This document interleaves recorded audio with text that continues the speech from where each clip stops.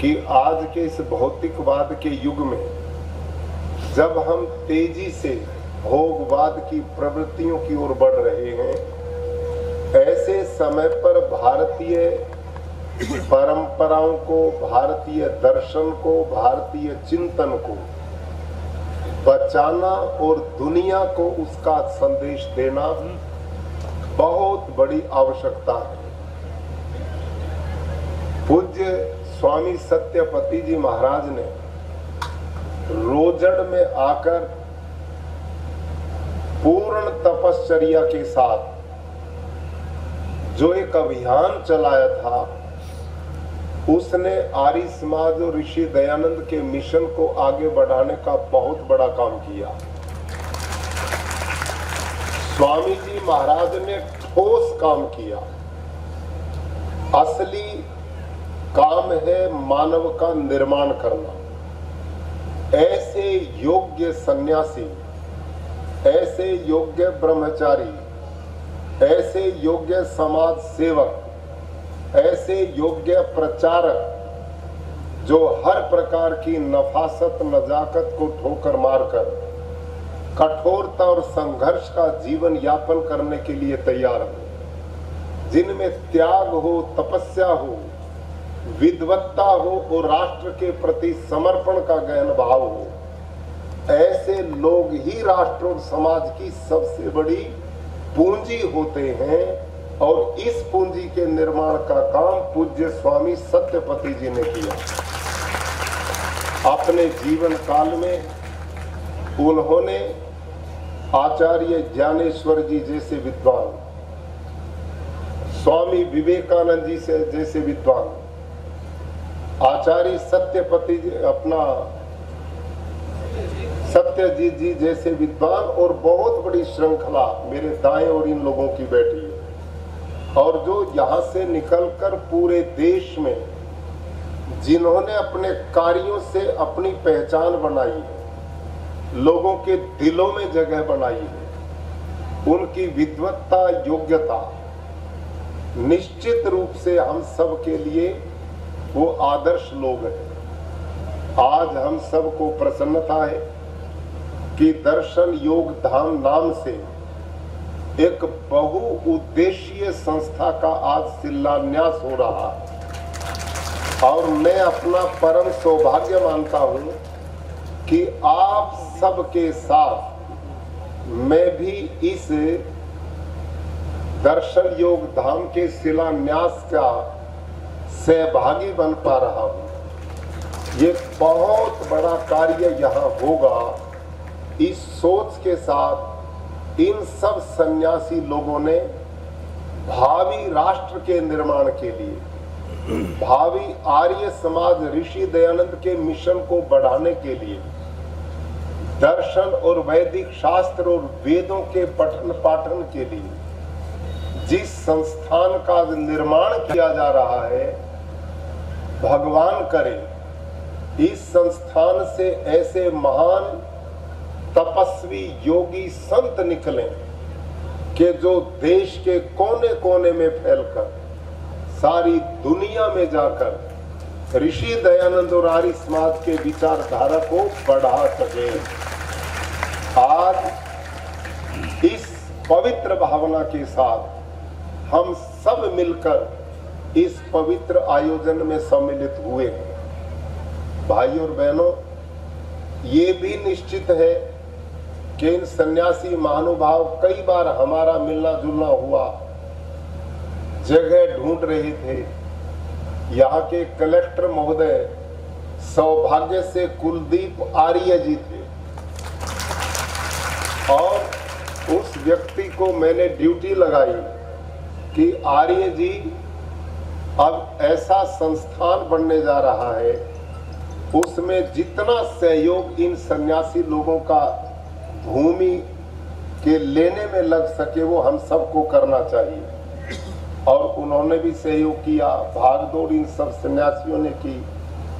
और बहुत सौभाग्य की साबरमती के किनारे पर इस प्राकृतिक वातावरण में, जंगलों की भीड़, अपने शहरों की भीड़ भाड़ से दूर यह संस्थान लगभग 13.5 एकड़ भूमि में बनने जा रहा है।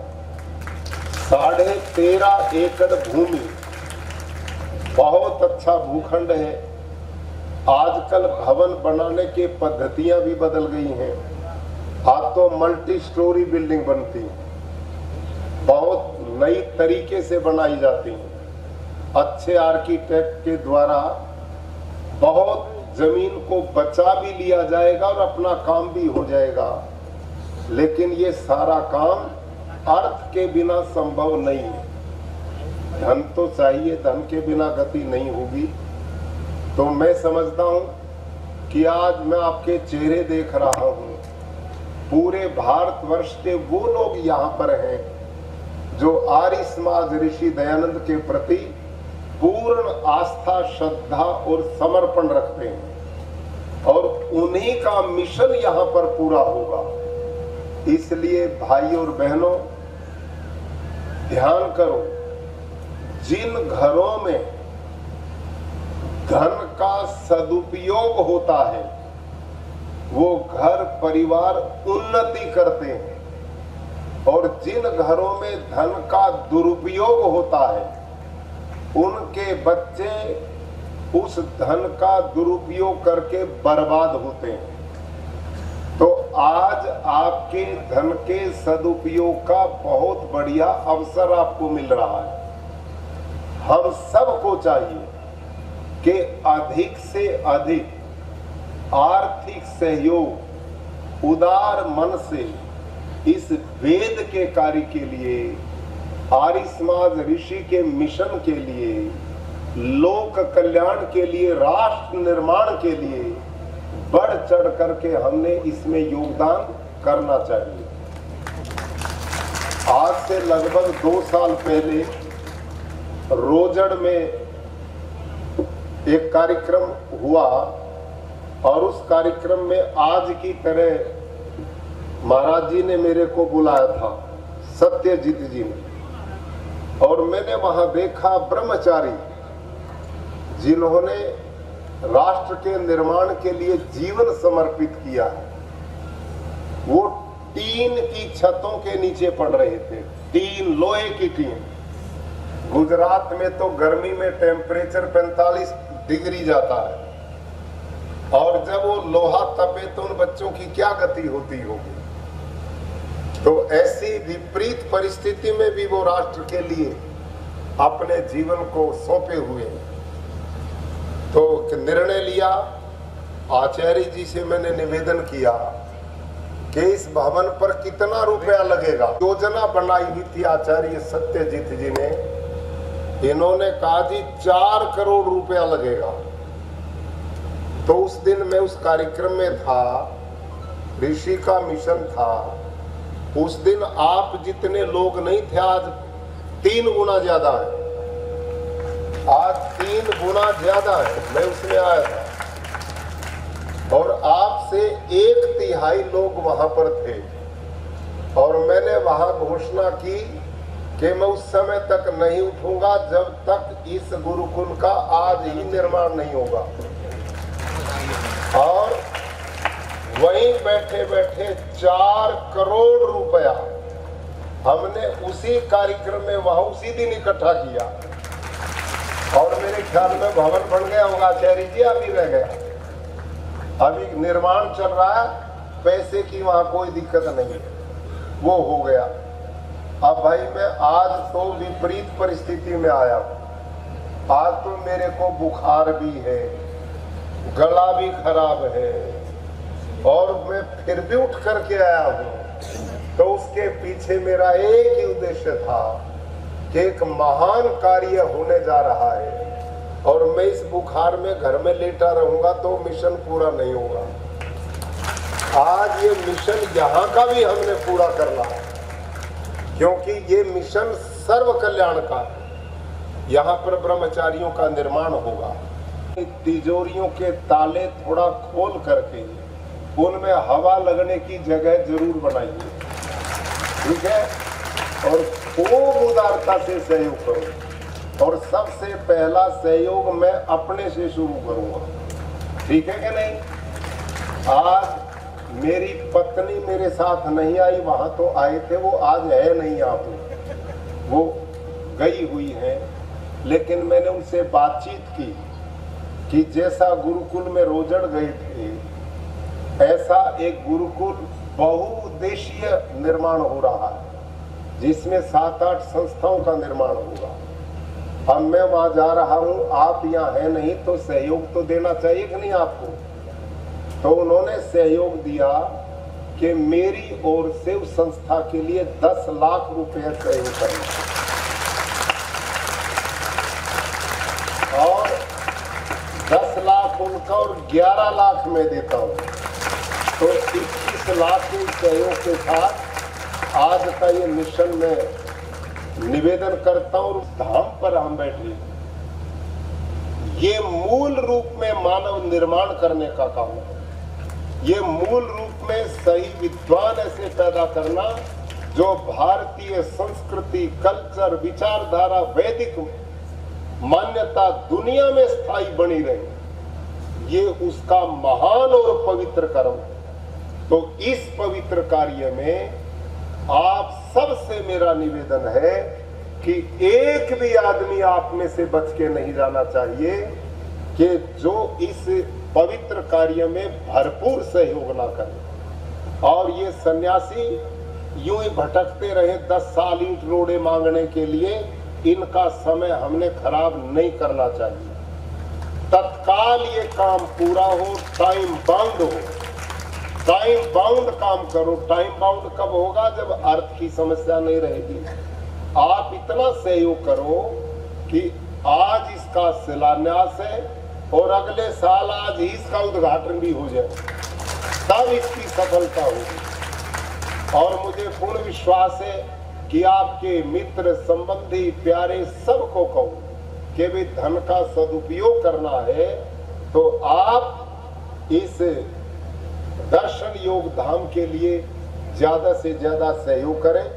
इन्हीं शब्दों के साथ मैं यहाँ के सभी संन्यास्त महानुभावों को, पूज्य स्वामी विवेकानंद जी महाराज, पूज्य स्वामी ब्रह्मविदानंद जी सरस्वती, इन सब को, पूरी महात्माओं की टीम को मैं बधाई देता हूँ कि जिन्होंने अपने घर परिवार को त्याग कर ऋषि दयानंद और आर्य समाज के मिशन को, वैदिक मान्यताओं को जनमानस तक पहुंचाने के लिए अपने जीवन का समर्पण किया है।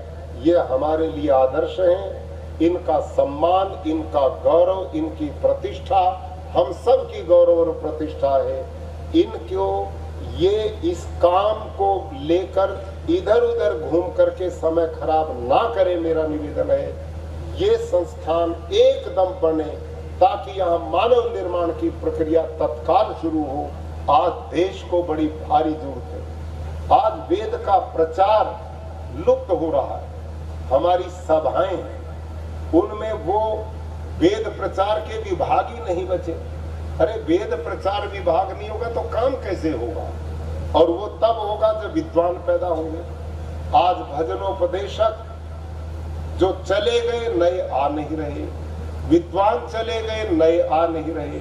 सन्यासी चले गए, नए आ नहीं रहे। भाई लोगों, जिस कुएं से पानी निकलता रहे और स्रोत उसके पानी आने के बंद हो जाए तो वो कुआं तो सूखेगा। आज इस स्थिति से बाहर निकलने का समय है।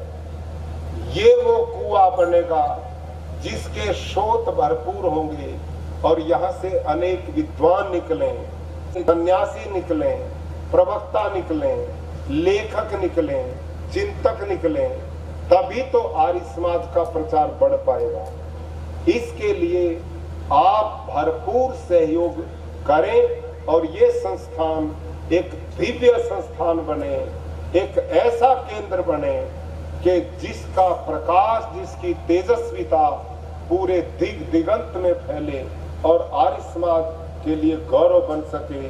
और पूज्य स्वामी सत्यपति जी महाराज जिनका एक संकल्प था वो पूरा हो सके। इन्हीं शब्दों के साथ पुनः आप इतनी बड़ी संख्या में पूरे देश से आए, आपका अभिनंदन, स्वागत, धन्यवाद।